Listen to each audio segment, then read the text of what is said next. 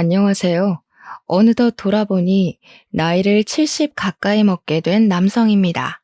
저는 요즘 실버타운에서 즐겁게 노후를 보내고 있어요. 젊은 시절부터 노동이 가능한 나이까지 정말 최선을 다해 돈을 벌어서 이렇게 노후를 편하게 보내고 있네요. 나이 먹어서 편하게 보내는 것도 좋긴 한데 이왕이면 한 살이라도 젊을 때 좀 놀아볼 걸 그랬네 싶은 생각도 드네요. 한 번씩 창문 밖을 내다볼 때면 이제 슬슬 날씨가 풀리고 옷이 얇아지다 보니 나들이 하는 가족 단위들이 많이 보이더라고요. 저도 한때 가족이 있었던 사람인지라 과거 생각도 나고 해서 사연을 쓰게 됐어요. 제가 컴퓨터는 좀 만질 줄 알아서 글 쓰는데 어려운 건 없었지만 말솜씨는 나이가 먹는다고 실력이 생기는 게 아니라서 그런지 좀 중구난방일 수도 있어요. 그냥 늙은 영감이 옛날 얘기한다 생각하시고 너른 마음으로 들어주셨으면 합니다. 제게는 3명의 딸이 있습니다. 저는 젊은 시절 중소기업 대표를 맡고 있었고 아내와는 사별하여 혼자 산 지 20년 정도 되었어요. 그 말은 즉, 저 혼자서 돈을 벌고 육아를 했다는 뜻도 됩니다. 저는 어린 딸들이 결혼을 할 때까지만 물심양면 키웠지만 아무래도 일을 하는 아빠로서 아이들의 정서적인 영역까진 많이 케어해주지 못해 늘 미안했어요. 먼저 간 아내가 애들 곁에 같이 있었다면 그래도 애들이 부모에 대해 더 많은 추억을 가졌을 텐데 그런 생각만 하면 제가 확실히 못난 부모였던 건 맞는 것 같네요. 이렇게 자식만 떠올릴 때면 꼭 아내도 같이 생각났어요. 정작 아이들은 엄마를 필요로 하지 않았는데 저만 아내에 대한 그리움을 매 순간 되새기며 살았습니다. 그래서 제가 아이들을 위해 선택한 방법은 경제시장에 더 깊이 뛰어드는 것이었어요. 원래는 개인사업이었던 장을 소기업으로 키웠고 소기업에서 중소로 키우는 데 집중을 했습니다. 주식까지 공부해서 최대한 재선에서 할 수 있는 만큼 재산 불리는 걸 더 목적으로 살았어요. 당연히 그렇게 열심히 돈을 벌었던 건 오로지 딸들을 위해서였습니다. 제가 엄마의 역할과 정서적인 영역을 메꿔줄 수 없으니 돈으로라도 부족함 없이 표현하고 싶었어요. 제 재산은 곧 딸들의 것이라고 생각하며 지냈습니다. 고맙게도 딸 셋은 집에서 자기들끼리 잘 지냈는데 제가 혼자서 고생하는 걸 알았던 건지 저한테 아쉬운 소리를 한 번도 한 적이 없었고 용돈을 고집스럽게 바란 적도 없었습니다. 아마 제가 늘 바쁜 걸 알아서 귀찮게 안 하려고 눈치 봤던 것 같은데 그 마음이 갸륵하지만 한편으로는 너무 빨리 철든 것 같아서 미안하기도 했어요. 차라리 평범한 아이들처럼 용돈 달라고 조르고 뭐 갖고 싶다고 조르고 그랬다면 제가 아빠로서 아이들에게 필요한 존재가 맞구나 하고 위안받지 않았을까 싶네요. 착한 우리 딸들은 제가 별달리 해준 것 없는 사이 훌쩍 커버렸어요. 딸들은 성인이 되고 나란히 정년기쯤에 결혼을 하게 되었는데 그때는 저도 나이가 있었던지라 경제활동을 정리하기 시작한 때였어요. 집에 혼자 지내면서 딸들을 한 사람씩 시집 보냈는데 문득 그런 생각이 들더라고요. 조금 더 빨리 딸들 곁에서 케어를 해줬다면 얼마나 좋았을까 하는 아쉬운 생각 말이죠. 착한 딸들은 고맙게도 아빠 혼자 있는 거 못 본다고 자기네들 다 결혼하면 서로 데리고 살 거라 말해주더군요. 부모 노릇 제대로 못해준 못난 아빠인데도 모난 곳 없이 자라준 딸들이 얼마나 고맙고 기특했는지 몰라요. 그 모습을 보면서 제가 그래도 자식 복은 있구나 하고 생각했고 제 사랑이 터무니없이 부족했을 텐데도 저를 아빠라는 이유로 모시고 살 생각을 해주니까 그것만으로도 이미 효도를 받는 것 같았습니다. 저는 그동안 못해줬던 아빠의 역할을 톡톡히 해주기 위해서 딸들 결혼할 때 예단비로 10억을 똑같이 주었습니다. 당연히 우리 애들을 믿지만 그래도 돈 문제는 처음부터 공정해야 뒷말이 안 나올 걸 알거든요. 이건 제가 사업을 오래 하면서 느꼈던 경험담이에요. 제가 가진 건 돈밖에 없었으니 딸들에게 드디어 제 몫을 해준 것 같아 그때는 좀 제 스스로가 뿌듯했습니다. 딸들이 제가 주는 선물을 받고서 눈물까지 보이는 걸 보면 그래도 제가 아빠 역할을 완전히 수행 못한 건 아니구나 하고 위안이 좀 되었어요. 딸들에게 재산의 절반 이상을 거의 다 내주고 제게 남은 재산은 제 노후비 조금과 당시 살고 있는 집이 다였지만 다 늙은 제가 어디 돈 쓸 때나 있었겠습니까? 딸들에게 주는 것이 제가 열심히 벌어온 목적이었기 때문에 전혀 아깝지 않았어요. 딸들도 처음에는 제게서 큰 돈을 받아갈 때만 해도 이렇게까지 줄 필요 없다고 겸손을 보였습니다. 끝내 그 돈을 받았을 땐 저더러 누구랑 살고 싶은지도 꼭 생각해 놓으라고 당부를 해주었죠. 그때마다 저는 딸들에게 아빠는 신경 쓰지 마라. 이젠 나만의 삶을 살면서 혼자 취미 생활하고 싶다. 그렇게 말했습니다. 딸들은 저에게 자주 찾아오겠다고 한 뒤 정말로 일주일에 한 번씩 돌아가면서 집을 방문해 주었어요. 사위들도 제가 준 재산 덕분에 하고 싶은 사업을 시작하게 되었는데 그걸 제 덕이라고 공을 세워주더라고요. 다 너희들이 열심히 해서 일군 건데 뭐하러 내 덕이라 하냐고 괜히 민망해서 그런 소리를 해버리곤 했습니다. 그렇게 앞으로는 평안한 노후만이 남았다고 생각할 무렵 제게는 예상치 못한 비운이 닥치게 되는데요. 제가 산책을 가다 뇌출혈로 쓰러져 병원에 실려가게 된 것입니다. 당시 주변 사람들이 많이 있었기에 빠른 조치가 가능했어요. 그렇게 목숨은 살렸지만 결국 신체 장애를 얻게 되는 결과를 초래하고 말았죠. 눈을 떴을 때 이미 딸들과 사위들이 병실에 와 있었습니다. 다행히도 기억을 잃진 않아서 우리 식구들을 알아볼 수는 있었어요. 그런데 몸에 마비 증상이 있어 왼쪽 전신에 감각이 없더라고요. 딸들은 깨어난 것만으로도 다행이라면서 제 손을 잡고 많은 눈물을 흘렸습니다. 다행히 치료적인 부분은 수술로 충분했고 몸만 회복한 뒤 나머지는 재활이 중요하다고 하여 퇴원을 할 수 있게 되었는데요. 사실 이대로 당장 퇴원을 하면 생활적으로 불편할 부분이 많을 거란 게 예상이 되었어요. 그때 마침 딸들이 과거의 저를 데리고 살아주겠다는 말이 떠올라서 저는 딸들에게 어느 정도 혼자 해결할 수 있을 때까지만 신세 좀 질 수 있겠냐고 부탁을 했습니다. 실례인 걸 알고 저 또한 딸들에게 신세를 지고 싶진 않으나 이번 같은 경우는 불가피한 상황이기에 딸들도 선뜻 이해해 줄 거라고 생각했어요. 이런 부탁이 너희에게 부담이란 거 안다. 아빠가 웬만하면 혼자 해결해 보겠는데 이게 당분간은 좀 많이 어려울 것 같구나. 아빠 혼자 생활에 적응되기만 하면 바로 독립할 테니까 너희들이 좀 도와줘. 그런데 그때부터 우리 딸들이 삐걱거리기 시작했습니다. 제 말을 듣고 서로 눈치만 보던 딸들은 그 얘긴 집에 가서 천천히 하자며 일단 귀가를 동행했어요. 그리고 제 저녁을 차려준다고 다 같이 저녁을 먹고 가게 되었는데요. 사위들은 다음날 출근 때문에 피곤해서 먼저 집으로 돌아갔고 딸들만 하룻밤 제 집에서 자고 가게 되었어요. 그땐 딸들이 결혼한 지 좀 되었던 터라 오랜만에 우리 식구만 같이 있는 거였습니다. 제 생활적인 고민을 떠나서 일단 그 자리 자체만으론 추억도 떠오르고 나쁘지 않았어요. 나름 분위기 좋게 저녁까지 같이 먹고서 딸들이 상자리까지 정리를 해주었는데요. 저더러 거실에 가서 쉬고 있으라고 부축을 해주더니 주방에서 자기들끼리 무슨 할 말이 그리 많은지 쫑알쫑알 거리고 있더라고요. 냉장고에 포도 있는데 그거 챙겨 먹자고 말해주고 싶어도 딸들이 너무 주방에만 박혀 있어서 결국 제가 휠체어를 움직여 주방으로 향했는데 안에서 티격태격 하는 소리가 들리더라고요. 무슨 싸움이라도 났나 싶어서 몰래 귀담아 들어봤더니 나 임신했잖아. 내 몸도 간수 못하는데 아빠를 어떻게 모셔? 원래 이런 건 장녀가 나서서 해야 되는 거 아니야?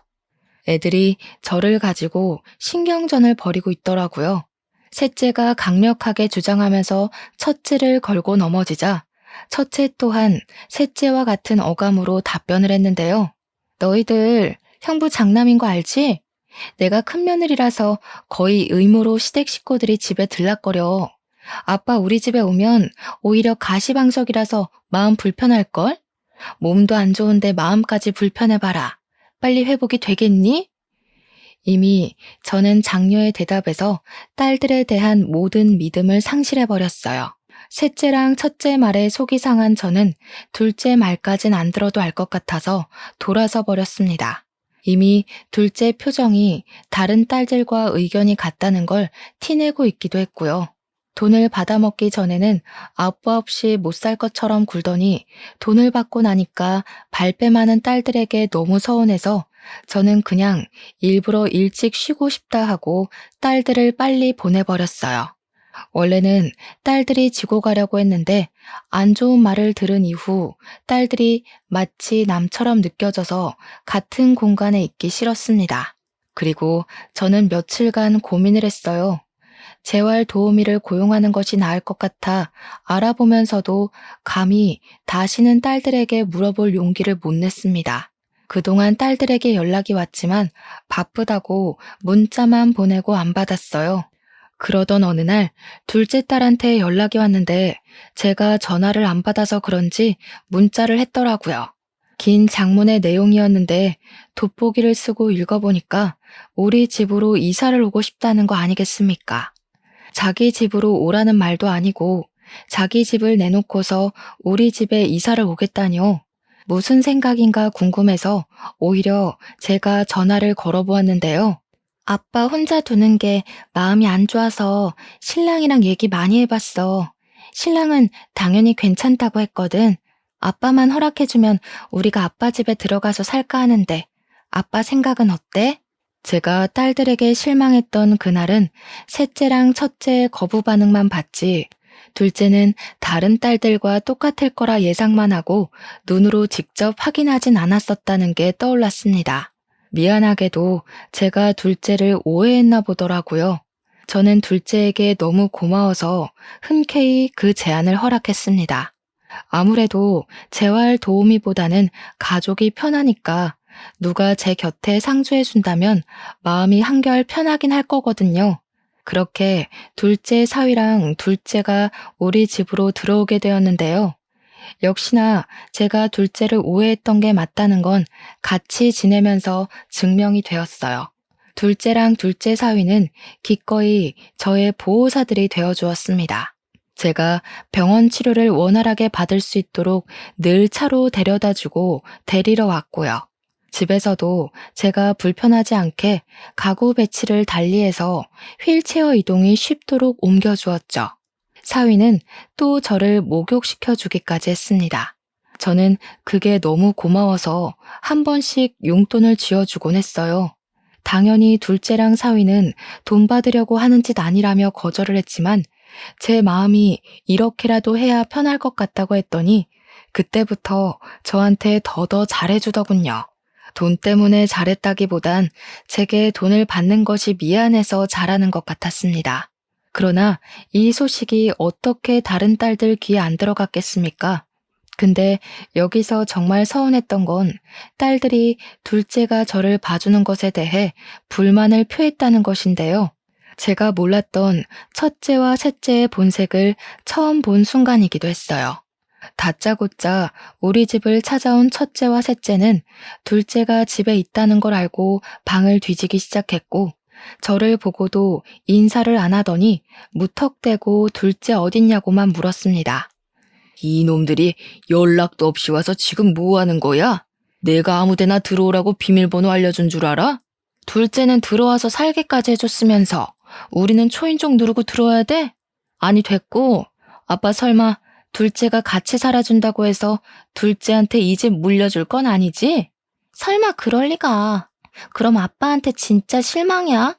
누구는 같이 못 살아줘서 뒤로 빠져있는 줄 알아? 아빠가 몰라서 그렇지 작은 언니 욕심 장난 아니야. 도대체 갑자기 와서 왜 이러는 건지 몰랐습니다. 그래서 대체 무슨 소리를 하고 싶은 거냐고, 둘째를 내쫓고 너희들이 들어오고 싶은 거냐고 했는데도 자꾸 엉뚱한 소리만 하더라고요. 그 사이 소란을 들었던 건지 둘째가 제 방을 찾아왔고, 첫째랑 셋째는 더 이상 저한테 볼 일 없다는 듯 둘째에게로 돌아서서 따지기 시작했어요. 역시 가운데 낀 형제들이 제일 야같다고 하더니 이 집이 탐나서 우리랑 상의 없이 들어와 살았니? 결혼하더니 돈독이 더 올랐나 보구나. 어떻게 아픈 아빠를 상대로 이렇게까지 약을 수가 있어? 언니, 좀 많이 실속적이다. 아빠가 언니 속셈 알고서 드렸는지 모르겠네. 우리 중에 언니가 제일 돈 욕심 많잖아.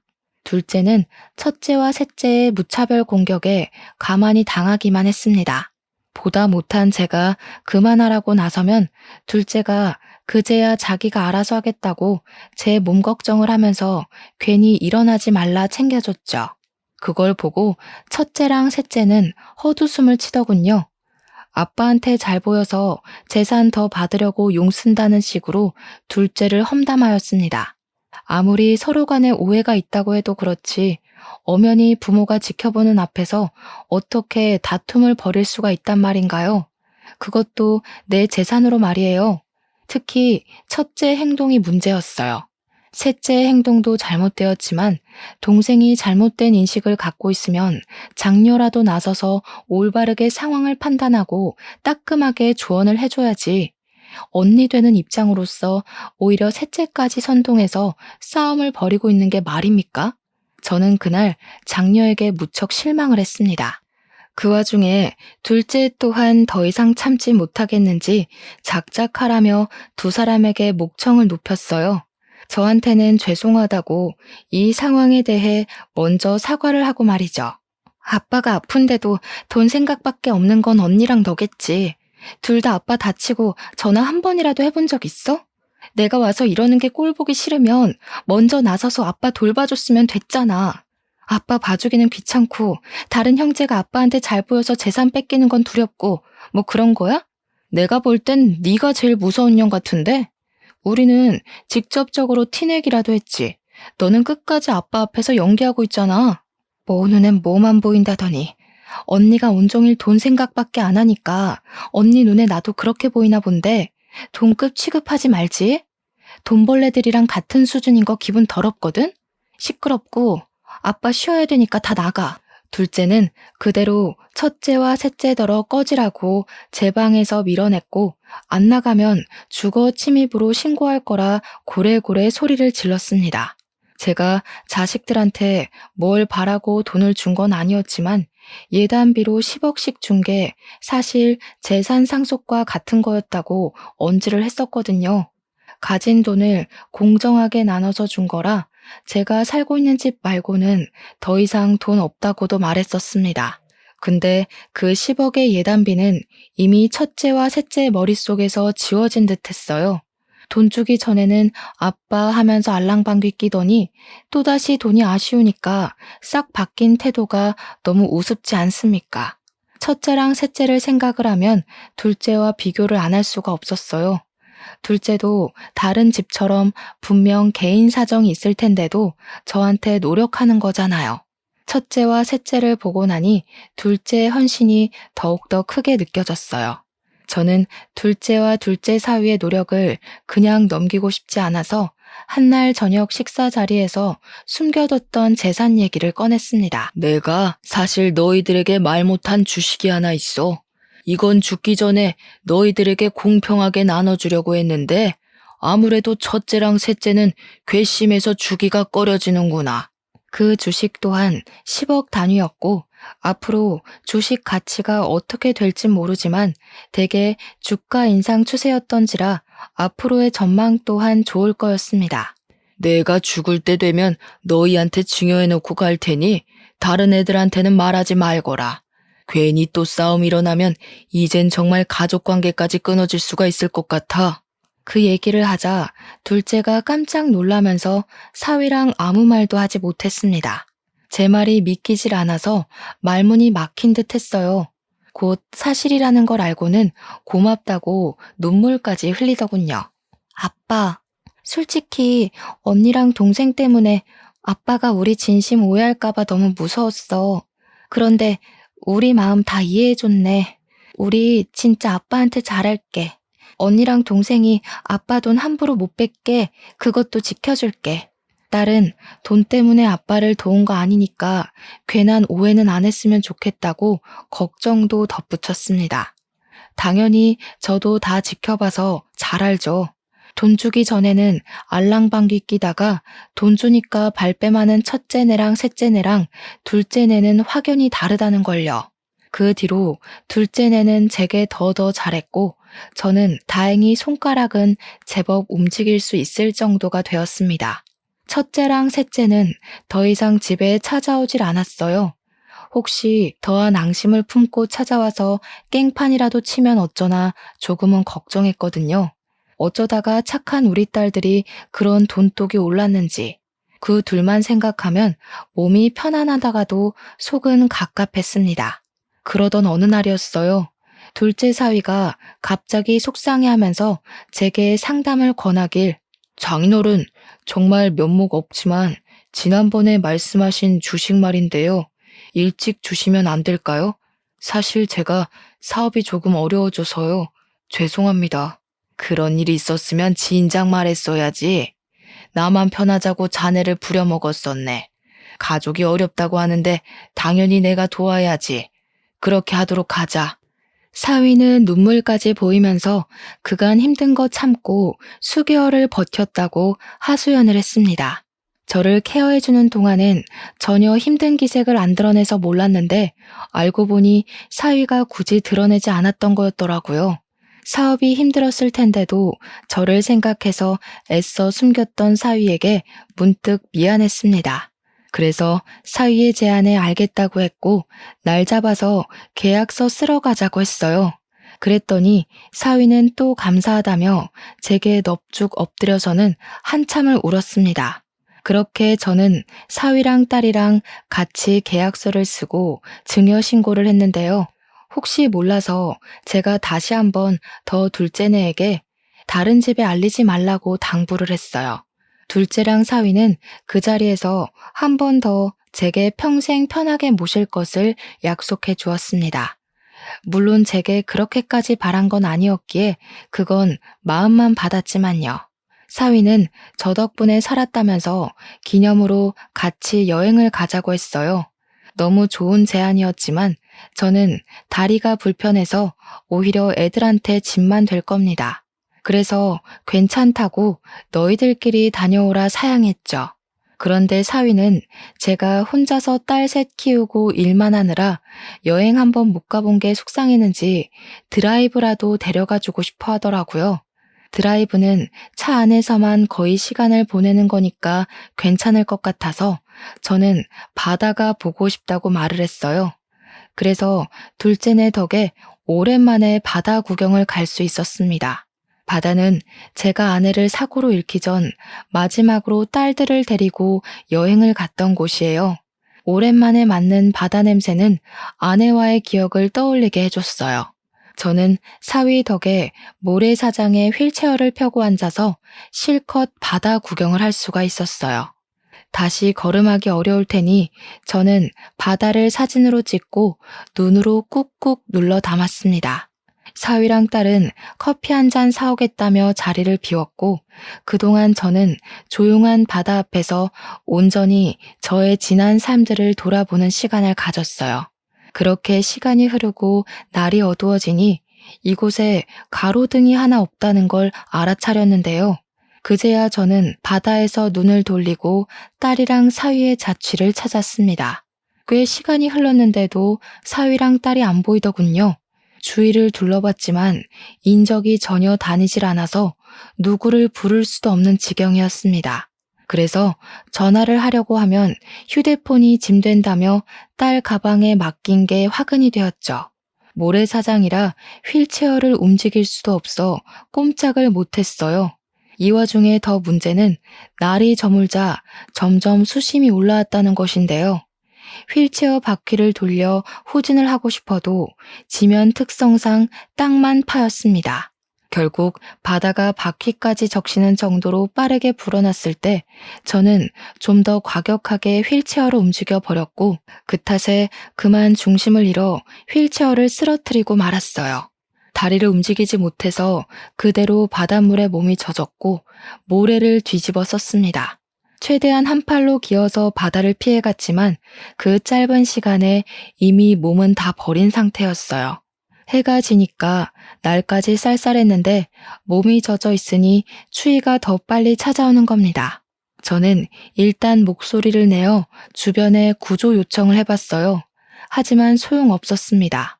눈으로만 봐도 어두컴컴하기만 할 뿐 인가라고는 없는 곳이었어요.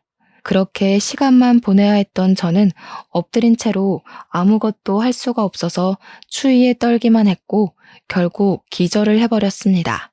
아침이 다 되었는지 누가 저를 흔들어 깨우는 바람에 눈을 뜨게 되었는데요. 어떻게 된 건지는 모르겠고 제가 병원에 있더라고요. 근데 없어서 처음 보는 청년이 제가 눈 뜬 걸 보고는 벌떡 일어나 저를 걱정해 주는 거 아니겠습니까? 누구냐고 물었더니 청년은 운동한다고 바다 쪽으로 넘어왔다가 저를 발견해서 구조해 준 사람이라고 소개하더군요. 거긴 사람이 안 다니는 곳인데 어떻게 거기 계셨어요? 보니까 몸도 불편하신 것 같은데 혹시 일행이 있었던 거예요? 정말 큰일 날 뻔하셨어요. 아무래도 큰일은 이미 벌어진 것 같네요. 총각 혹시 안 바쁘면 나 좀 도와줄 수 있겠어요? 보다시피 내가 혼자 일 내기엔 몸이 불편해서. 저는 청년에게 답례를 할 테니 부탁 좀 꼭 들어달라 했고 응급실에서 링거 맞고 몸을 회복한 후 병원을 나섰습니다. 청년의 도움으로 바로 주식증여 파기 소송을 진행했어요. 그리고 제 집으로 갔는데 웃기게도 이미 제 집이 부동산에 내놓은 집이라고 하대요. 그 소리 들으니까 바로 직감이 오더라고요. 그러니까 둘째가 제 집에 들어온 건 실망스럽게도 집 때문이었다는 걸 깨달았어요. 첫째와 셋째가 지난날 우리 집에 와서 난동 부렸던 게 마냥 폭동은 아니었던 겁니다. 사실을 기반한 행동이었던 거죠. 게다가 제가 주식까지 얘기를 해버렸으니 둘째 입장에선 정말 땡 잡은 셈이라고 봤겠네요. 가족끼리도 이렇게 공을 들이고 연기를 하면서까지 돈을 탐낼 수 있다는 것이 제게는 그저 말이 안 나올 만큼 충격이었습니다. 심지어 따지고 보면 둘째네가 제 재산에 제일 심하게 욕심을 낸 거잖아요. 저를 갖다 버리기까지 했으니 말입니다. 저는 주식까지 해결되자 바로 저를 유기해버린 둘째네가 첫째와 셋째랑 다를 게 없다고 봤고 둘째네를 노인학대로 신고해버렸어요. 어차피 청년이 저를 봤으니까 증인은 있는 셈이었습니다. 그런데요, 여기서 예상치 못한 일이 또 발생하게 되었는데요. 제가 경찰에 신고를 했는데 당황스럽게도 둘째와 둘째 사위 신상 정보를 들은 경찰이 이미 그들이 서에 붙잡혀 있다고 하더라고요. 명의도용 문제로 신고가 들어와서 잡혔다고 하는데 심지어 신고한 사람들이 첫째랑 셋째라는 거 아니겠어요? 이건 또 무슨 전개인가 싶어서 저는 청년 도움으로 급히 경찰서를 찾았습니다. 가니까 첫째랑 셋째가 저를 보더니 제게로 쫓아왔어요. 마치 아이처럼 고자질하러 말이죠. 아빠, 둘째가 아빠 도장 훔쳐서 집 명의 바꾸려고 했어. 제가 뭘 했어요? 쟤 절대 아빠 모시려고 들어간 거 아니라니까. 명의 도용으로 모자라 아빠를 내다 버리기까지 했다면서? 솔직히 우린 그 정도까진 생각 못했다. 저런 페르나는 당장 호적에서 파야 돼. 저런 언니 있다는 거 쪽팔려서 말도 못하겠다고. 둘째가 본색이 드러났다고 하더라도 제게 첫째랑 셋째는 이때다 싶어 기회를 노리는 기회주의자들 뿐이었습니다. 그 둘은 둘째가 혹시 집을 독식하게 될까봐 내내 불안해서 주시하고 있었다는 거잖아요. 둘이서 무슨 작당을 했었는진 모르겠는데 한 번 더 우리 집을 찾아갔다가 집을 내놓았다는 사실에 둘째 짓거리를 눈치채고 뒷조사한 것 같더라고요. 둘째랑 둘째 사위한테 당연히 전화를 했겠죠. 근데 그들은 저를 유기하느라 바빴으니 전화를 받지 못했겠죠. 그러니까 첫째랑 셋째는 둘째가 돈 들고 튄 줄 알고 괘씸했을 거고 경찰에 신고까지 하면서 둘째의 재산 독식을 막으려고 했을 겁니다. 실제 경찰이 그렇게 진술받았다고 얘기를 하더군요. 그래도 저 대신 둘째네를 빨리 붙잡아줘서 그거 하나는 그 둘에게 고마웠네요. 덕분에 둘째랑 둘째 사위가 한국을 뜨기 전 적발되어 경찰에 잡혀온 거라고 했으니 첫째랑 셋째가 아니었다면 이대로 둘째네를 놓쳤을 겁니다. 제가 경찰서에 들어왔을 때 둘째네가 당황하는 걸 제 두 눈으로 똑똑히 보았어요. 지은 죄가 찔렸는지 저를 쳐다보지도 못하더군요. 그걸 보면서 저는 제 자식이란 놈들이 전부 사람 같지도 않게 보였어요. 다 시끄럽다. 내가 너희들한테 아빠 역할 못 해줬다고 이렇게 클 수밖에 없었다는 핑계 대고 싶겠지. 돈을 보니까 욕심나서 못 견디겠더냐? 놓친 내 살살 구슬려주면 떼부자 되는 건 누워서 떡 먹기라고 생각했니? 그런데 어쩌냐. 나도 이렇게 당하고 보니까 너희가 가족이 아니라 그냥 사람으로만 보인다. 내 돈 아까워서 주기 싫단 소리야. 둘째랑 둘째 사위는 제게 곧바로 무릎 꿇으며 싹싹 빌기 시작했습니다. 죄송합니다, 장인어른. 제가 사업을 하다 보니까 돈에 눈이 멀어서 그랬어요. 처음 장인어른 집으로 이사 간 건 정말 순수하게 장인어른만 생각해서 간 거였습니다. 그것만큼은 진짜 진심이에요. 그러면 뭐가 달라지냐? 너희가 돈에 눈이 멀어서 나를 갖다 버리기까지 한 게 없는 사실이 돼? 이대로 들통이 안 났으면 내가 죽든지 말든지 너희들은 내 집 팔아서 받은 돈으로 외국에 날랐을 거 아니야? 내가 산 세월이 얼만데 너희들 속셈에 그대로 당해주기만 할 것 같았어? 저도 어릴 때 받은 차별이 서러워서 그랬어요. 언니는 언니라서, 막내는 막내라서 이렇게 해주고 저렇게 해주는데 저는 아빠한테 그런 대접 한 번 못 받아봤다고요. 그럼 집 정도는 제가 가질 수 있는 거 아니에요? 둘째가 느닷없이 설움을 터뜨리는 게 그것마저 어찌나 욕심 같아 보이던지 저는 제 자신을 무척 잘 알고 있습니다. 딸 셋을 절대 차별한 적이 없었고 뭐든 똑같이 해줬어요. 둘째 말대로 제가 장녀와 막내에게 다른 걸 더 얹어줬다면 둘째가 그렇게 언급했을 때 떠오르는 장면이 있어야 하는 거잖아요. 저는 딸 셋을 다 못 돌봐줬으면 못 돌봤지 절대 누구에게 특혜를 준 적이 없었습니다. 사과하는 것도 자존심이 상하는 건지 거짓으로 용서를 구걸하는 둘째를 보면서 저는 완전히 마음을 닫아버렸어요. 너희들에게 당근과 채찍을 못 가르쳐서 미안하다. 아빠가 진작에 알려줬으면 너희들이 너희 손으로 부모를 버리는 배륜적인 행동은 안 했을 텐데. 이제라도 잘못한 건 어떻게 벌받는 건지 알려줄게. 저는 딸들 모두에게 내 집 팔아서 번 돈으로 나눠 가지려고 했다는 거 바로 소송할 거라고 선언했습니다. 그 와중에 첫째랑 셋째는 당황해하면서 제게 항변했어요. 우리까지 소송할 거라고? 우리는 아빠 도운 건데? 아빠가 길거리 신세 될 뻔한 거 구제해준 게 우리야. 우리한테는 이러면 안 되지. 입 닥쳐. 내가 준 예단비로 너희들 다 좋은 집 살고 있는 거 아니냐? 그런데 아비한테 겨우 하나 있는 집까지 눈독 들이고 있었어? 이미 꿀꺽 먹은 예단비를 도로 뱉어내라고 할 수도 없고 내가 이대로는 분이 안 풀려서 그냥 넘길 수가 없다. 다들 10억 뱉어낼 준비나 하고 있어. 그 사이 타이밍 좋게도 주식은 8배나 상승해 졸지에 재산 80억이 생겨버렸습니다.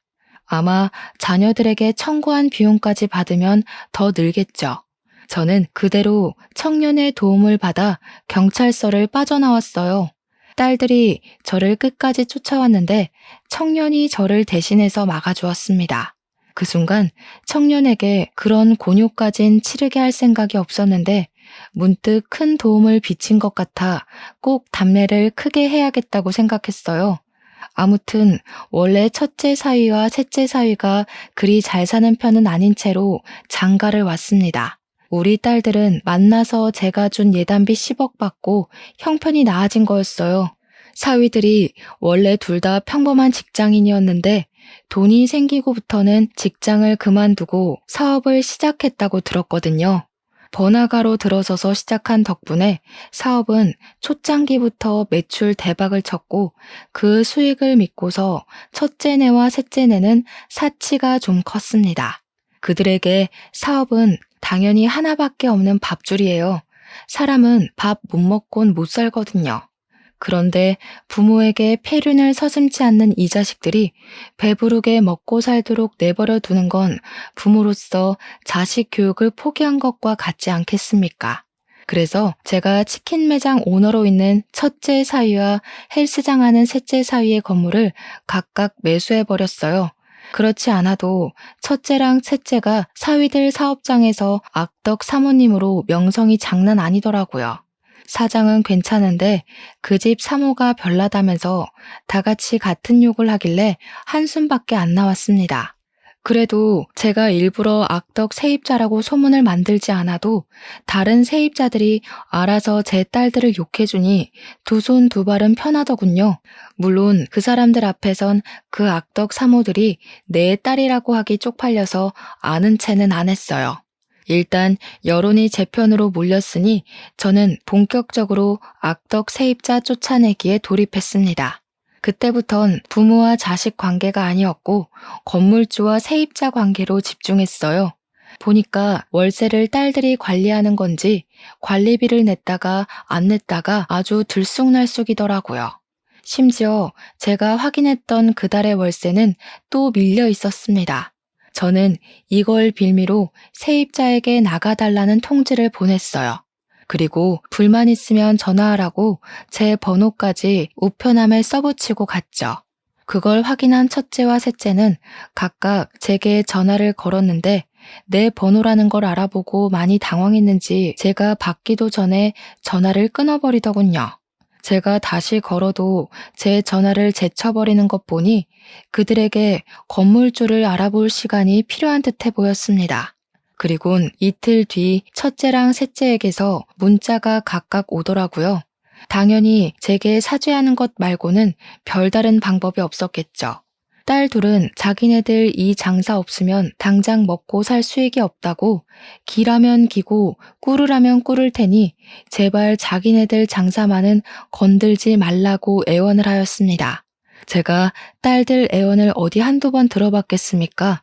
그때마다 받아주고 넘어가 줬더니 똑같은 짓을 반복하고 오히려 더 심해지기만 했다는 거 충분히 겪었어요. 제가 버림받아 보니까 돈 앞에서는 장사 없다는 걸 알고 제 처신을 똑바로 해야겠다는 생각이 들더라고요. 그래서 저는 딸들 문자에 대고 명도 소송까지 가기 전에 깔끔하게 해결하자 그렇게만 답변했을 뿐입니다. 그러자 역시나 딸들이라 할지라도 사람 성격 고치는 거 참 어려운 일인가 봅니다. 애들이 갑자기 급발진을 하더니 화를 내기 시작하는 거 아니겠습니까? 저더러 자신들에게 아빠로서 해준 게 뭐가 있냐는 소리를 하길래 그동안에 지나쳐온 제 청춘들이 모조리 부정당하는 것 같아서 마음이 좀 아팠어요. 딸들이 이렇게 나올수록 저는 더 마음을 굳힐 수밖에 없었죠. 딸들에게 앞으로도 평생 아빠 없다고 생각하고 살라고 너희한테는 처음부터 아빠도 엄마도 없는 게 나았다고 당장 건물 뺄 준비나 하라 했어요. 그래도 사위들이 장사를 꽤 크게 하고 있었는데 이대로 쫓겨나서 새로 시작하려면 제법 자금이 많이 들 겁니다. 물론 인지도 쌓는데도 오래 걸리겠죠. 그 세월을 다 합치면 10억만큼의 손실이 나오지 않을까 싶네요. 그 와중에 집까지 없는 둘째네는 운이 좋아서 길거리 신세는 면했어요. 3년 실형을 받는 덕에 교도소를 가게 되었거든요. 부디 사회로 다시 나올 때는 못난 마음 다 털어버리고 새 사람이 되길 바랄 뿐입니다. 여기까지 오는 데에 저 혼자였다면 절대 해내지 못했을 겁니다. 청년이 취업 준비생이라서 저를 많이 도와줬기에 가능했던 일이었어요. 그 뒤로도 착한 청년은 제 집 구하는 것까지 같이 동행해서 도와줬는데요. 제가 밥 한 끼 사준다고 소고기집을 데려갔는데 글쎄 이놈이 저를 챙기느라 고기를 잘 먹지도 않더라고요. 그래서 일부러 나도 손 있다고 환자 취급하지 말라 으름장을 놓았더니 그제야 눈치 보면서 허겁지겁 고기를 먹는데 얼마나 귀여운 녀석이던지. 부동산을 다시 한번 돌아볼까 고민하던 중 청년이 조심스레 제게 제안하길 요새 실버타운이 참 좋게 나와 있다고 추천을 해주더라고요.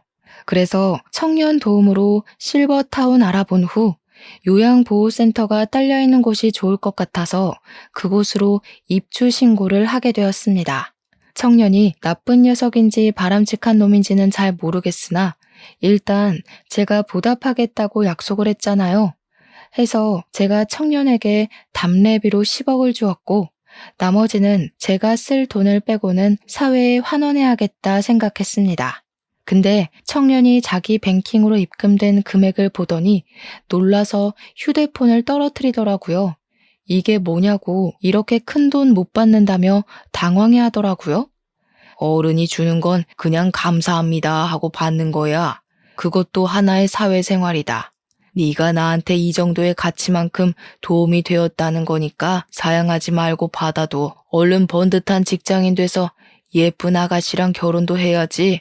제 조언에 청년은 눈물을 글썽이더니 정말 감사하다고 안 그래도 자기 집 어려운데 취직까지 자꾸 떨어져서 힘들었다면서 열심히 살겠다고 연신 꾸벅거리더군요.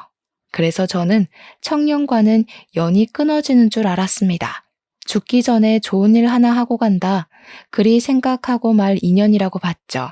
그러나 놀랍게도 청년이 일주일에 한 번은 무조건 실버타운을 찾아오는 거 아니겠어요? 감사해요. 저 딴 길로 안 새고 제가 하고 싶던 일을 바로 시작할 수 있게 되었어요. 저희 엄마도 몸 안 좋으셨는데 병원비 걱정 없이 치료받고 있고요. 이게 다 할아버지 덕분이에요. 저 꼭 성공해서 할아버지한테 보답할 거예요. 그때까지 오래오래 사셔야 해요. 최근에 알게 된 건데 청년 휴대폰에 저장된 제 이름을 보고 얼마나 웃었는지 모릅니다. 산타 할아버지라고 되어 있더라고요. 아무리 그래도 동심을 갖고 있을 만큼 어린 나이는 아니었는데 얼마나 귀엽고 기특해 보였는지 몰라요. 정말 딸 안 부러운 손자 하나가 생겨버린 기분이었습니다. 청년은 방문 횟수가 늘어갈 때마다 점차 더 번듯한 사업가가 되어가고 있는데 그걸 보는 재미가 또 쏠쏠하더라고요. 저도 사업을 번성시켰던 사람이다 보니까 사업 중인 청년이 제게 조언도 많이 구할 때가 있는데요. 그럴 때면 저도 잠깐 열렬했던 청춘 시절로 돌아간 것처럼 머리가 팽팽 돌아가요. 청년이 토요일마다 저를 찾아오는데 그럼 저는 그동안 청년에게 알려줄 새로운 정보와 인맥을 준비해놨다가 알려주거든요. 그것도 제 나름 취미 생활이 되더라고요. 최근에는 청년이 주식 공부도 시작했어요. 제 조언을 받아서 저 믿고 샀는데 꽤 주가가 괜찮은 것 같아 스포츠 경기 보듯 즐기고 있습니다. 청년이 열심히 사는 걸 보면 가끔씩 제 젊은 시절도 생각나고 그래요. 처음에는 청년의 도움이 고마웠다면 이젠 청년의 존재 자체가 고맙게 된 거죠.